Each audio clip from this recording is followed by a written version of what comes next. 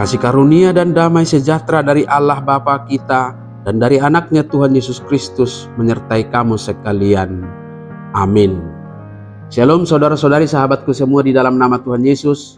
Firman Tuhan yang menyapa kita hari ini, hari Selasa tanggal 16 April 2024, tertulis dalam Kisah Para Rasul pasal 4 ayat 31. Mari sahabatku semua kita simak dan renungkan firman Tuhan yang menjadi kekuatan dan inspirasi untuk menjalani hari ini. Demikian. Dan ketika mereka sedang berdoa, goyanglah tempat mereka berkumpul itu, dan mereka semua penuh dengan Roh Kudus. Lalu mereka memberitakan firman Allah dengan berani.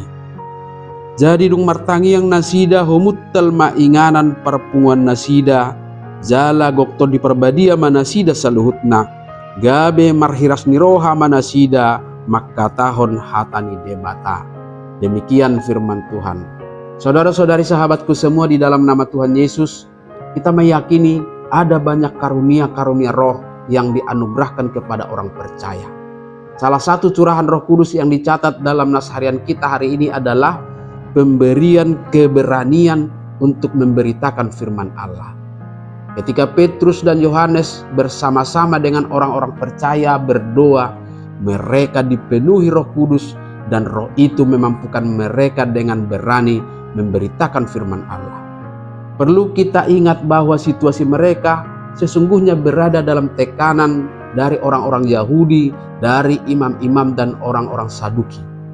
Bahkan sebelumnya Petrus dan Yohanes sudah ditangkap dan diserahkan ke dalam tahanan oleh karena kesaksian mereka tentang Yesus Kristus yang benar-benar bangkit dari antara orang mati. Dalam keadaan itulah mereka berdoa bersama-sama dan Roh Kudus mengaruniakan mereka keberanian untuk terus memberitakan firman Allah. Sahabatku semua, roh keberanian menjadi salah satu karunia yang kita butuhkan di zaman ini, di tengah-tengah banyaknya tekanan iman kita. Tetapi harus kita ingat bahwa roh keberanian ini bukanlah energi yang akan kita pakai untuk bertindak anarkis dalam mempertahankan iman kita.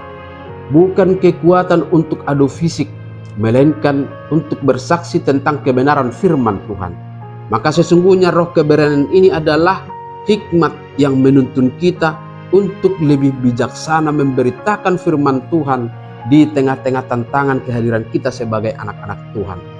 Oleh sebab itu kita perlu meneladani sikap Petrus, sikap Yohanes dan orang-orang percaya yang selalu bersungguh-sungguh hidup dalam persekutuan doa, sekalipun berada dalam ancaman. Doa menjadi media bagi kita memohon kemurahan Tuhan untuk mencurahkan rohnya. Maka dia akan mengutus rohnya untuk memberikan kita penghiburan, tuntunan, dan kekuatan untuk menjalani hidup penuh keberanian.